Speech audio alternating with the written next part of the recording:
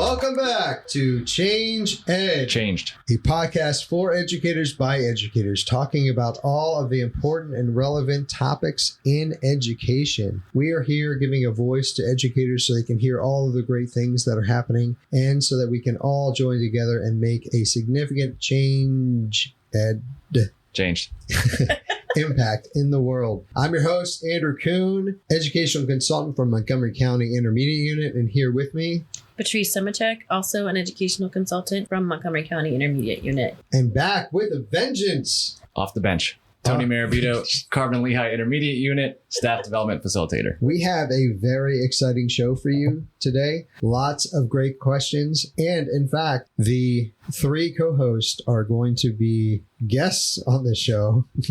So I'd like to introduce our host for today, Eirene Chen. Hi, this is Eirene Chen with Khan Academy, and I did a little jujitsu today. I turned the tables around so that we could really unpack all that Andrew, Patrice, and Tony have been learning. Shared in your presentation was the 7 principles for AI in education for districts. I was very curious about that. I'm wondering if you could talk a little bit more about that.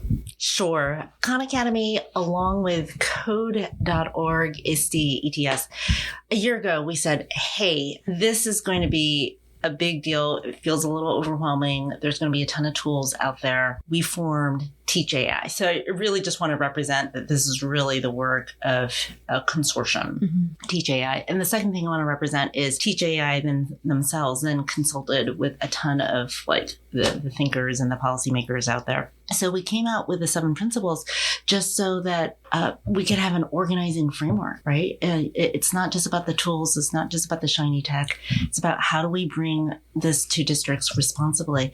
And I think the 7 principles is, starts off with what's your purpose, right? Why are you doing this? Of course, we touch upon compliance. How can you not think about compliance? But really, it's more about agency, being aware of what are the benefits as well as the risks to mitigate. So hopefully it's helpful. For sure. It's a starting point. I don't know how we came across it, but the toolkit, I have it up here. I've shared that with so many districts already just because they don't know where to start. Right. Parents are concerned. Right.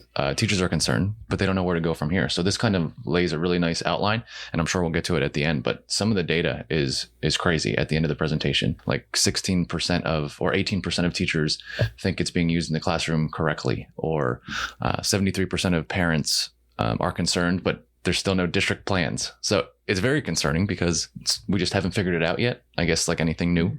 Yes. And then just a nuance, that 18% figure was really teachers rating their own like confidence and expertise level with like the AI tools. So in a way, that's not surprising. And in a way, because we're so early days, right? So I actually felt that teachers were probably, I'd be curious about your gut reflection, but that felt about right? It's so early days. Most people are saying, hey, I haven't even tried this yet, right? I'm not comfortable with it. And only a very few people are saying, yeah, I've been playing around with it. I think I know something. Okay, now that I know the background of the 17%, I think that that's actually higher than I would have expected. Considering right? It might have been 5. All I'm hearing is there's a ton of fear about this maybe taking over my job and what is it potentially doing and all of that stuff. So I think when you explained the 17, I was like, oh, that's actually way higher than I would have expected. You know what? There's actually a link to the original citation. It was done in September, Heart Research. Anyway, it was like the percentage of people who felt very confident, somewhat confident. So a lot. Yeah. Yeah, that's great. Those are great numbers, though, because that helps us. At our intermediate unit, our job is to train teachers to help them. So this is obviously a need, right? And we have to help them be comfortable with everything that's new. Exactly. I think you take a look at this data and you say, like, it's teachers waving their hands over here saying, okay, it's emerged into the world, but help me out here. Sure. Guide me through this. Let's start from the beginning. What is this generative AI? And then walk me through it. Right. Well, it's no coincidence that the Hershey Hotel was completely packed yesterday, right? For as soon as the AI Summit started, Eirene was live streamed through all the rooms because they couldn't fit in her room, So it's a need, and I think we have to continue to explore it. Eirene, one of the things I really appreciate, we were having this conversation before we started recording, was that you said that you came here to be a learner as well. You want to take it all in. You have a lot of questions that you want to ask, and you're curious, how are schools using it? What are they doing? Yeah. And I really appreciate that perspective. I have a secret mission, really, which is like, I'm actually asking the questions and I'm listening to you guys. This is how I want to kind of like do the jiu-jitsu thing right here, right now. Right. That's good. Well, That's awesome. And the reason I appreciate that is I find that so many sessions that I've gone to for AI, that a lot of people want to be an expert in this space, but none of us are really experts in this space. We're all still learning. And we spend so much time on Change Ed talking about the new instructional practices, that there are better things out there. We know better, we can do better. But with that is that so many of us grew up in this era where we had to know. That was part of learning, is we had to memorize and we had to know. And now that we have this tool that we can partner with, we are needing to adapt how we approach it, right? It's not just about knowing. It's not about saying, I have these tools that are great, but understanding, why are we using them? How can we apply them? What can they do for really all of society, right? We can change the landscape of how things happen on planet Earth. Yeah. So I'm really curious right now.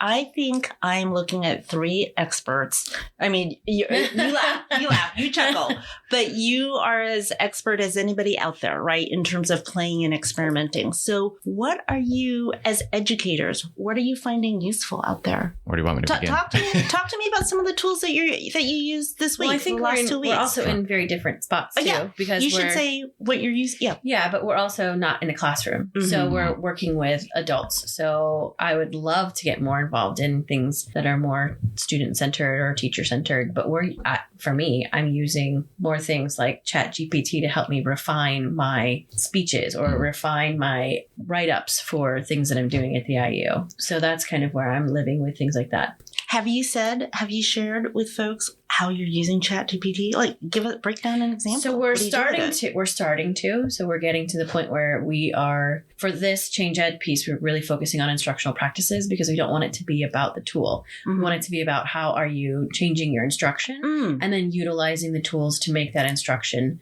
better or alleviate some of the back end work that goes along with it. So we're just diving into it. So we're talking a little bit about it. But the way that I've been using it is I've been feeding it like keywords and phrases and things like that. And then it helps fix what I've written, or I've put in entire paragraphs and say, can you make this sound more professional or more funny or this or that or that? And so it's been really interesting to see just how much it makes my writing better. Sure. I have a unique kind of experience because I run so many networking groups at RIU. So I actually get to dive into the tools a lot. Right. And my number one aspect in education is the relationships have to be first, right? So I'm finding tools like the unit generator, the lesson planner, that are taking away the minutia from teachers so they can focus on their students, right? So if I can show them a tool that I'm confused about the Steele standards, I need just a real quick hitter of, I need to teach this, this, and this. Now they can focus on how they're going to differentiate for their students rather than spending all the time diving into a standard or trying to create a lesson plan that might fit it. Now they have that lesson plan at their fingertips, and now they can focus on the kids. So that's kind of how we've presented it at RIU. Yeah. I have a question for you. Sure. So I was in your session. It was a great session. And as I was listening to the different tools over, I leaned over to the teacher next to me and I said, hey, are these lesson plans, are they looking all about the same? Like, which do you prefer? Or like, what's more useful for you? And he leaned over to me and said, I don't use lesson plans at all. I know. I was like, I'm a veteran teacher. It's like, I don't use lesson plans. So then my next question is, well, in that case, what are some of the other jobs or tasks that you really want AI to help you with? Sure. And make easier in your life? It's a great point, because some of the veteran teachers have been doing so good for so long that they don't really need that structure. Report card comments, something so simple as that, that they can just be easily generated. Emails back to parents. Sometimes conversations can be difficult, right? So I'm going to run it through my AI just to make sure my tone is okay. Because, as anything through a text, through script, your tone isn't really reflected maybe the way you want it to. Just new ideas as opposed to, all right, I've taught physics this way. Maybe just give me another explanation, a multiple explanation of how this concept is out there. Just a few new ideas. And then I really like, when we start getting the students involved in those aspects, you can launch an AI assistant for the student, and then the student can talk back and forth with AI. So while that teachers working one-on-one or in a small group, these other students can now speak to the AI and have a conversation of, well, how do I work through this long division problem? So it takes a little bit of the heavy lift off the teacher, if that makes sense. I think it adds to the differentiation too. Like that allows for immediate differentiation where a student needs it. So I think that's one thing that I hear a lot in teachers that have large class sizes or like middle school, high school. I've heard from a lot of my friends that are ELA teachers, if you could just help me with quick feedback, and then I can take more time to go in depth to give deeper feedback. But if I can give them something to get started on, so then revision 2, they've got like all of my solid feedback, but it gives me a little bit more time to give them feedback while allowing kids to get immediate feedback, which is what we're learning is really important too. In this example, I'm so curious as how do you take a teacher who may feel a little wary or a little anxious or intimidated to the point where they go, oh, like, what do you do? That's a great question. So some of the things that we do, we really feel strongly about providing experiences for teachers because they don't know until they experience it. And so we provide them opportunities to play with things, to look at it from a different lens. We do a lot of asking questions. So we get them to open their minds up first. And so like we'll do in an entire day's worth of presentations with people. We will do probably the first hour or so. Like, let's talk about your mindset first. And then we'll ask these questions and get them to a place where they're a little more open. And then we give them a little bit of a nibble. Like, here's a little bit. Here's something easy that you can try. I'll go try it. And then let's come back and have a conversation about it. And then we do that throughout the day because we're finding that the small bite-sized chunks is where they're at, which is why we have the 15-minute podcast, and we have a magazine that we do because we give them little bits of information along the way, but also help promote their mindset. Andrew and I've been doing a lot with like understanding how adults learn because adults learn differently than kids do. And if you had to describe that the mindset changes might go from like A, B, C to maybe D, E, F, what does that maybe it could go from A to A.5, right? Yes. What is that? What are some of the things you've been noticing?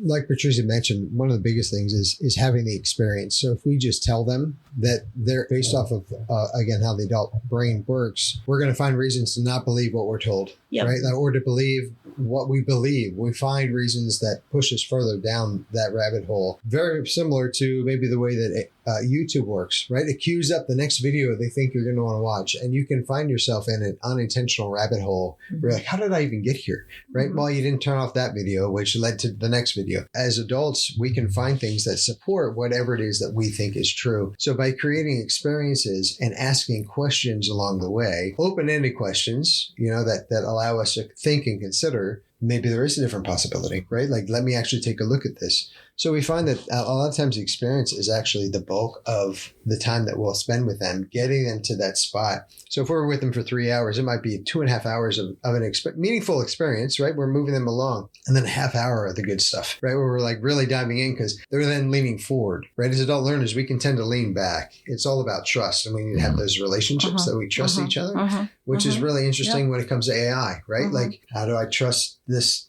thing? Right? I can't see it. I can't talk to it. I'm only typing with it. It's giving me back. As adults who've had experiences, the famous term Googling. How do we enter into this and utilize AI? Not in that sense, right? Like this is a different being, but there's a different possibilities here. And how do we as adults, we like to use what we know as a reference. We're exploring and going to something new, which is probably why those percentages are so low. Some people are like, I'm all in. This sounds awesome. Let's go. Others might be more apprehensive. So as Patricia was saying, showing them the possibilities, showing them what can happen. I have an AI presentation this morning, and we're doing the same thing. We're actually going to curate information together in that space.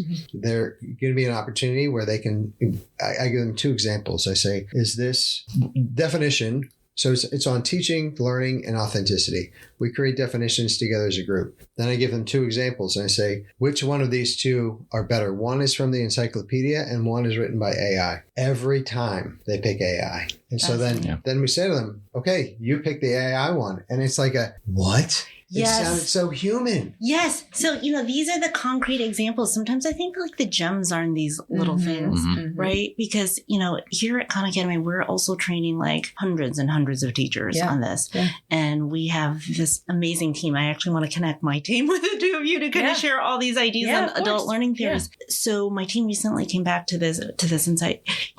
Our initial trainings were, we're training people on lesson planning, right? This is how you use AI to save time on lesson planning.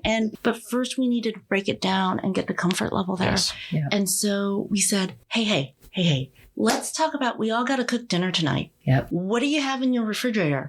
Hey, let's type in, I've got carrots, I've got beef, I've got potatoes.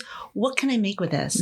And then to say, hey, my daughter's vegetarian and I've got some guests who are coming over who are gluten-free. Now, can you revise, a menu? And then once again, that was our way of getting the light bulbs, but I really liked your example. Yeah. So I'm searching for all those little examples, right? Yeah. I think that makes it less scary too. Makes it less scary because now you're like, okay, wait. I can understand this. Yeah. I see, I'm relating to this. And we found now we can talk about how to use it in my professional life. We found that the smaller chunks, like we ask 3 questions to start. That's it. 3 questions, right? What are your 3 questions?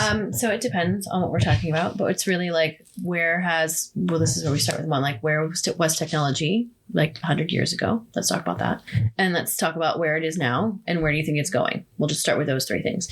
And their mindset is like, wait a minute, 100 years ago, we had like nothing. Now it's moving so quickly. In 10 years, it's going to eclipse where we are right now. So the conversation to get them started, okay, it's continually evolving and we have to just stick with it for a little bit because it's going to continue to evolve. Or we ask things about like, what is, so we do a lot with science. So what is science and what is science education and what is good pedagogy? And so we have these good conversations. Sometimes it's not even about the topic, right? We're just getting them to open up and have a good conversation with the group, to feel comfortable to meet and have these conversations. Because if you're not in a situation where you are comfortable, the vulnerability won't be there. And we can't help you move forward if you're not willing to say it first. This scares me a little bit, or I don't know anything about it. And so if we can create a culture, even within a day, of people feeling okay to say. Let them acknowledge their feelings. Yeah. Your feelings are legitimate. We usually spend the first hour of what we do getting people to be in a place where they're comfortable to be around with us. And we're finding too, and I'm sure Tony feels the same way, once people are comfortable with you, they'll keep coming back for all kinds of stuff. There's that relationship piece again, right? It's crazy the amount that you can get through to people in a 6-hour session. It's phenomenal. The stuff that we've been learning has been a complete game changer for the way we work with people. Patricia's talking about with the 3 questions, we find that it's important for us to be very present and relevant in these conversations. So we'll create these communal definitions. So another example is again, I asked 3 questions. What is teaching? What is learning? What is authenticity? And then we use that through the entire presentation to bring it back together. But it's not my definition of what they are. It's everyone who's there. Like, let's agree on what this is going to be in this space, right? Because we've all had different experiences, but right now in this moment, it's that. So then when I'm referring back to it, I said, we said this was learning. This is what AI is doing as well, right? And can you give an example of how when somebody said, hey, this is what learning and this is what authenticity means to me, how they related it back to how AI could help them? In my role as a presenter, it's so my job to like synthesize that information, right? To help them make that connection to the authenticity.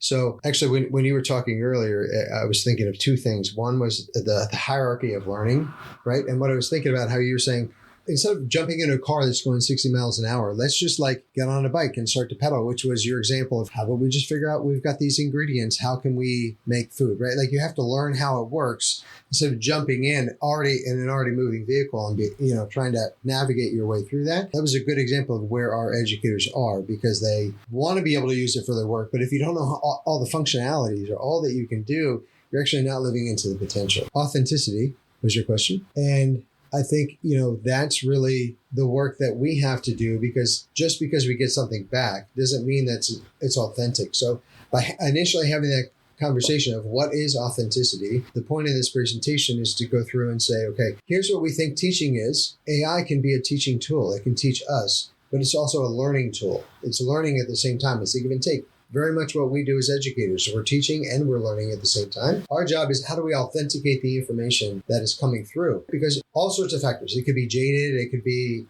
false. It could be not true. Right? There's all those things out there that made up pictures and, whatever. So how are we empowering all users to be able to authenticate that information? And then what do you do with it? So we, as Patrice mentioned, we work with Steele's in Pennsylvania. So it's basically next generation science standards. And thinking about the 3 dimensions of learning, there's knowing, there's thinking, and there's doing. Now, if we have this tool that can have all this knowledge, be part of that knowing, that is a bigger case for us to empower our students. How do we help them think? How do we help them do? So we have been doing a lot of work on this co-pilot mindset of like, how do you have an AI as a co-pilot?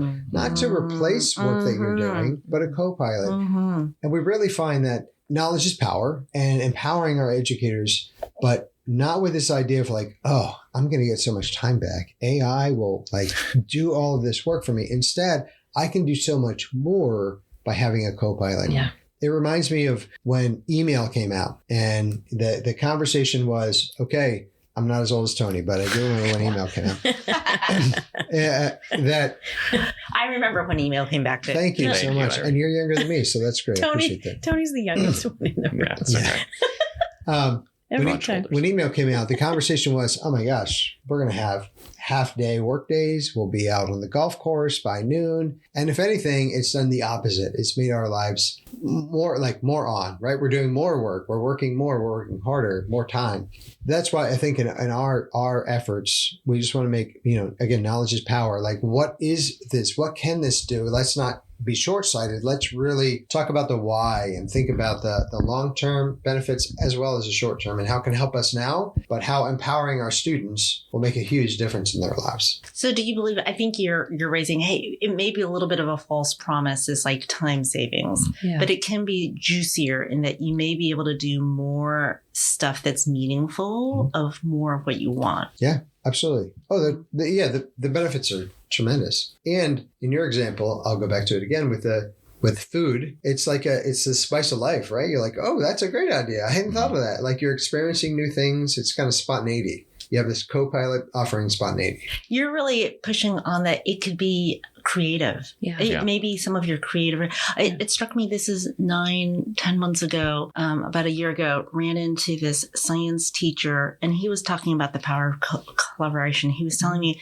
I work at this high school, the small one, really continuing education type of. Yeah. And he says, like, I'm the only science teacher there. I have nobody to collaborate with. I have no coworkers. Right. And so now at 11 o'clock at night, at least I can generate some ideas and have a little bit of back and forth dialogue to get ready for tomorrow. Yeah. And I think it's super important too, when we're working with teachers, we need to get them in a room, show them something cool and new and get their buy-in, but then they have to be able to talk to each other about it. Yeah. We're not in the classroom every day anymore. Yeah. So they need to see a tool or an idea, and then they need to collaborate and say, how this could work for me. How about, what do you think about this? Or do you think this would work? So just generating the conversation and not letting it stop and not letting us rest on our laurel, right? I think that just brings so much more out of the conversation. And then the teachers feel more comfortable because actual teachers are using this and doing this. Yeah. Yes. So I was at an AI conference last week. And I'll share with you a couple of the 2 powerful quotes I got out of that conference. But the first, and I want to give the proper attribution, is to like Vic Vucic. He's with the Gates Foundation. And the room is a lot of researchers from the Stanford Graduate School of Education doing all the research work. And then there were folks developing and providing all these wonderful tools. And so he's talking to developers and researchers. And he said, people, the tools and the technology are going to change in the next 3 to 5 years. We're not even going to know where we're going to be 5 years from now. So if you're looking to make an impact on kids and teachers in the education system, it's about the people. Oh. Yep. And this is what I hear the 3 of you doing, which is like, how do you help people get comfortable, get the little ahas, shift their mindsets? How do you find the collaboration time? That's what I hear the 3 of you talking about. And it's for us, it's a lot about how can we help teachers to see that it's less about the knowing anymore. Like, we used to very much stand and deliver, and here's all the information you need.